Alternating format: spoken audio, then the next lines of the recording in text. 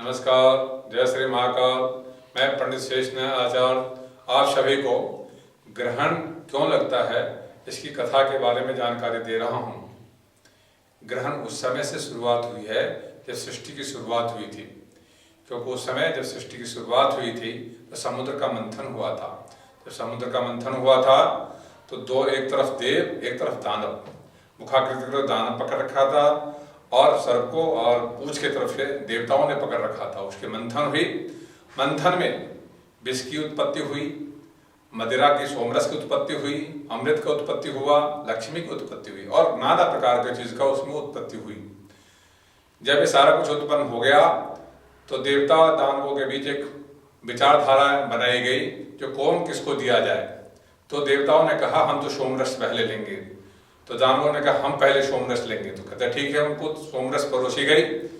उसमें राहु और केतु नाम का जो ग्रह था वो उस लाइन में दानव था, वो बैठा हुआ था। उसको समझ में आ गई। जब देवताओं की बारी आई तो अमृत परोसना शुरू हुआ। जब अमृत परोसना शुरू हुआ तो उस टाइम सूर्य के हाथ में बर्तन था अमृत का, और उसको बांटने के लिए अर्घा जो था वो चंद्रमा के पास था। देवताओं को देना शुरू किया, इंद्र से लेकर सभी को देना शुरू किया। बारी बारी से देते हुए आगे निकलते गए।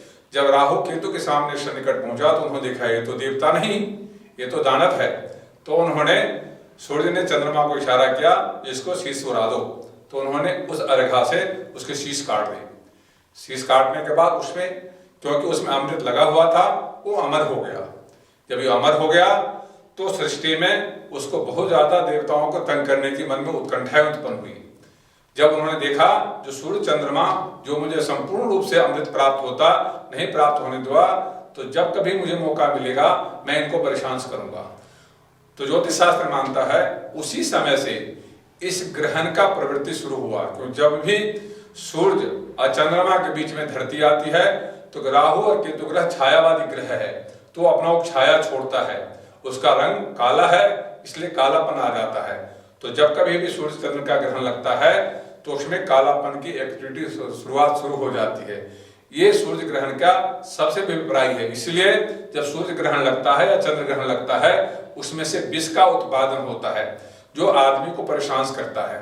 इसीलिए अभी भी जब शास्त्र मानता है जो 21 जून को जिस महामारी के समय में जो ये ग्रहण लगने जा रहा है, इस ग्रहण में ये देखने को मिला है जो इसमें बहुत ज्यादा वस्तु जो व्यक्ति स्वास्थ्य के लिए, सोच के लिए, व्यापार के लिए, परिवार के लिए, संतान के लिए, सभी वस्तुओं पे कुछ न कुछ निगेटिव प्रभाव डालने के लिए तैयार बैठा है। तो कुछ राशि हैं इसमें जो बच रहे हैं, जैसे मेष राशि है, सिंह राशि है, मीन राशि, ये सारी राशियां बच रही हैं। बाकी जो 9 राशियां हैं वो इस प्रभाव से बच नहीं पा रहे हैं।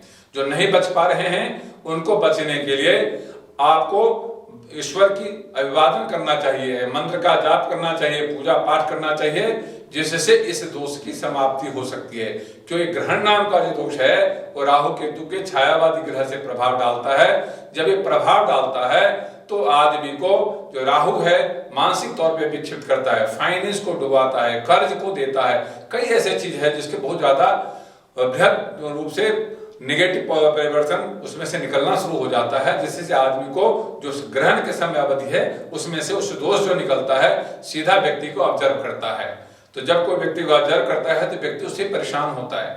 तो शास्त्र ये मानता है जब ऐसे समय परिस्थिति होती है तो राहु केतु से बचने के लिए, इस ग्रहण दोष के प्रभाव से बचने के लिए आपको अपने आप को सुरक्षित रखने की जरूरत होती है। क्योंकि सूर्य की सामना नहीं करना चाहिए ग्रहण के समय में, कई ऐसे वस्तु को सामना नहीं करना चाहिए, कई चीज नहीं खाना चाहिए।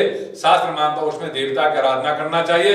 यदि जो कोई व्यक्ति ऐसा करता है तो वर्तमान के जो राहु केतु जो तंग कर रहा है उनके जन्मपत्री या उनके जो भी जहां भी प्रभाव डाले वो प्रभाव नहीं डालेगा।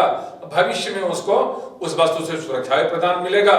जो इसमें यदि सूर्य के ग्रह चंद्र ग्रहों को जो आराधना करता है, जो उसको परिपूर्ण रूप से ध्यान करता है, उससे उसकी बचाव हो जाती है, ऐसा ज्योतिष शास्त्र मानता है। ये वीडियो यदि आपको अच्छा लग रहा हो तो लाइक करना, सब्सक्राइब करना, शेयर करना ना भूलें। साथ ही आपको इस कथा के विषय में कोई क्वेश्चंस हो तो आप हमारे कमेंट बॉक्स में कमेंट कर सकते हैं या हमारे टेलीफोन पर टेलीफोन करके जानकारी ले सकते हैं। ओम शांति।